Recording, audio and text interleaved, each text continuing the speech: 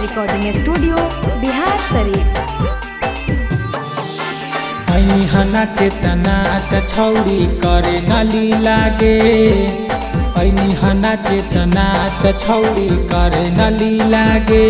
आ जाए ऐसे हम ना जाइबौ हिलटौला लकी लागे, आ जाए ऐसे हम ना जाइबौ हिलटौला लकी लागे।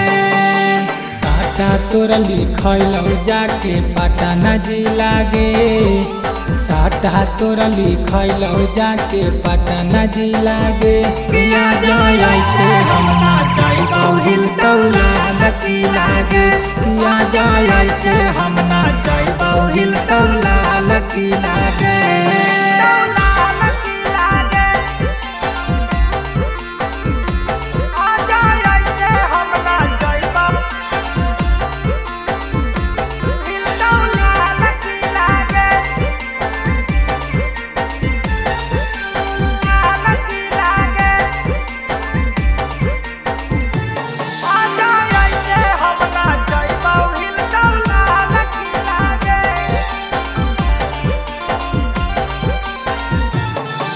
गे बना ही बड़ी नादाने गे, बरही छौरी बहाने गे, दे दे तो छौड़न डोजा के छौड़ी। हो जाई जल्दी जवाने गे, गे जरा इधर आके नाच।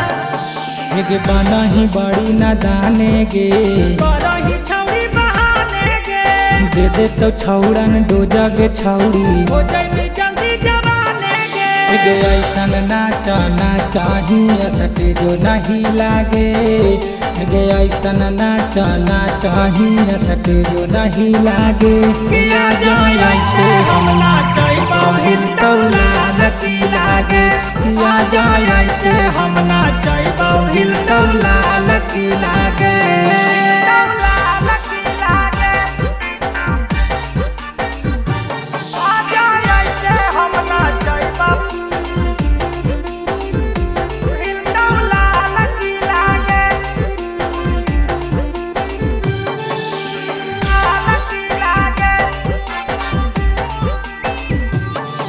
गे लगा हो छौरन दवाने गे, बोला ही सबके हटाने गे, गे साटा के पैसा ना मिलतौ गे छौड़ी। लगा ही सीना बताने गे, अरे यहाँ मनमानी नहीं चलता।